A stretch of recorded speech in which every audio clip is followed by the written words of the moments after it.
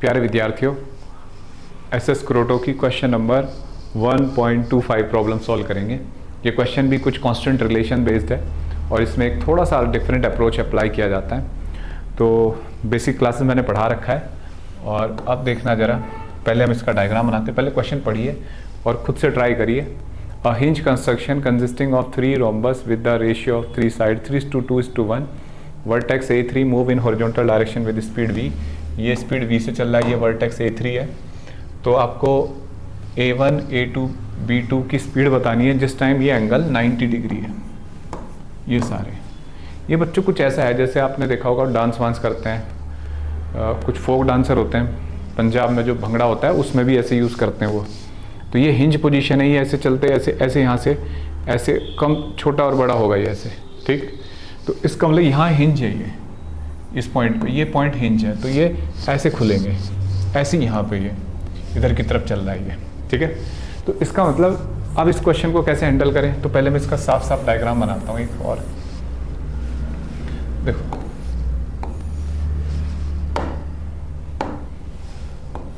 सबसे पहले इस क्वेश्चन में किया जाता है कि जो आपको सिचुएशन दे रखी है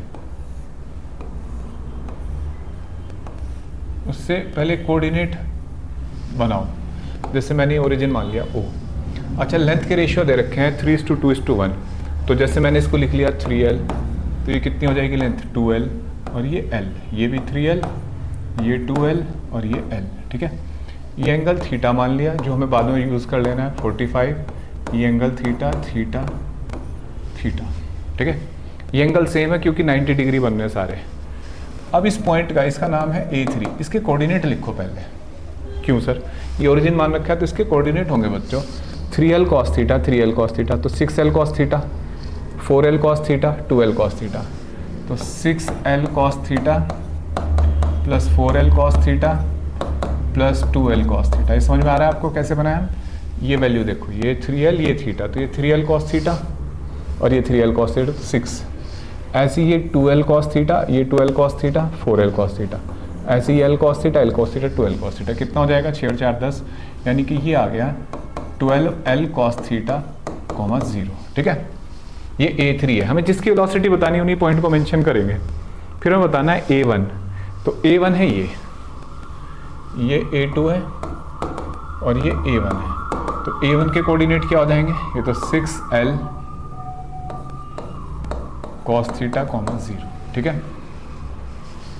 ये वाले कोऑर्डिनेट 6L cos थीटा से 0।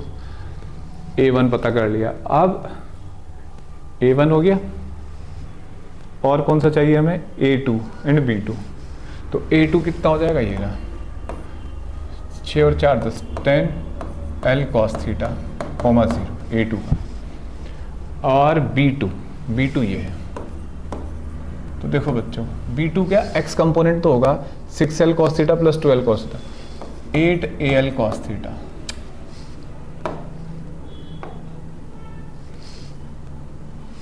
अरे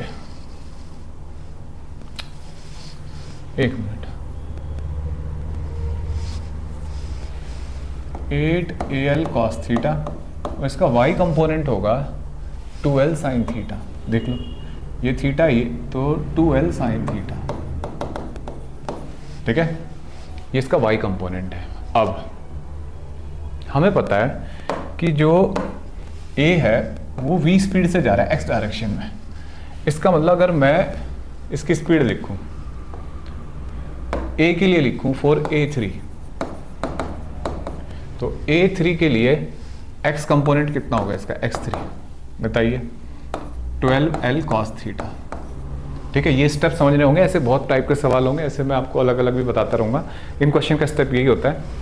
तो dx3/dt डिफ्रेंशिएट करिए, तो 12L cos थीटा का डिफ्रेंशिएशन कितना हो जाएगा, माइनस साइन थीटा, ठीक है, और d थीटा/dt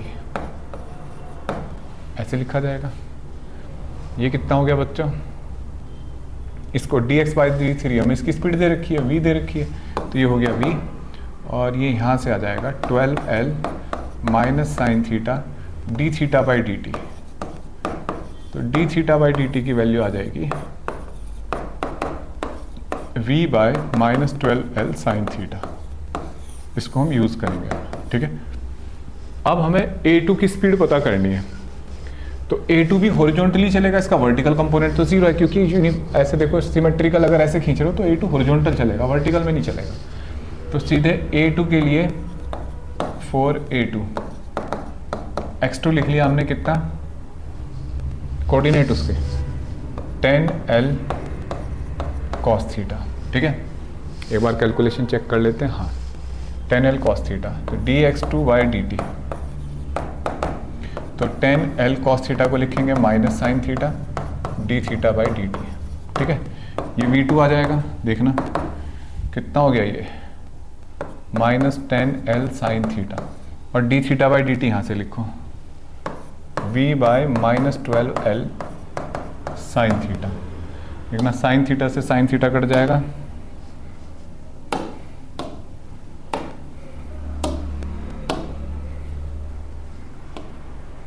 और देखना ये कट गया, साइन थीटा से साइन थीटा, एल से एल कट गया, माइनस से माइनस, और 10/12v, तो 5/6 टाइम्स ऑफ v। तो वेलोसिटी ऑफ पार्टिकल, ये नहीं sorry, point A2 is 5/6v। ठीक है, अब सवाल है, अब देखो बिल्कुल ऐसे ही आप A1 की वेलोसिटी कैलकुलेट कर सकते हो, पूछा है तो A1 के कोऑर्डिनेट दे रखे हैं 6L cos थीटा, बिल्कुल ऐसे ही आप यहाँ पे ऐसे 6L cos थीटा लिख लो और ये आ जाएगा, तो v/2 आ जाएगी इसकी स्पीड। देख लो यहाँ पे 6 होगा और ये 12, तो 6/12 v/2 बन जाएगा। अब सवाल है कि B2 के कैसे कैलकुलेट करें। तो देखो B2 के लिए कैलकुलेट करके दिखाता हूँ मैं, हम थोड़ा इरेज कर लेते हैं। देखो 4B2, तो B2 के लिए कंपोनेंट देखो x कितना हो गया 8L cos थीटा। तो जब तुम इसे डिफरेंशिएट करोगे तो 8L minus sine theta d थीटा/dt। ठीक है, अब देखो बच्चों, इसको Vx स्पीड कहेंगे, इसकी x डायरेक्शन में जो स्पीड है, और इसकी वैल्यू रखो 8L minus sine theta, d theta की वैल्यू d थीटा/dt वही v बाय -12 साइन थीटा, ऐसे लिख लिया। अब देखो माइनस से माइनस कट गया,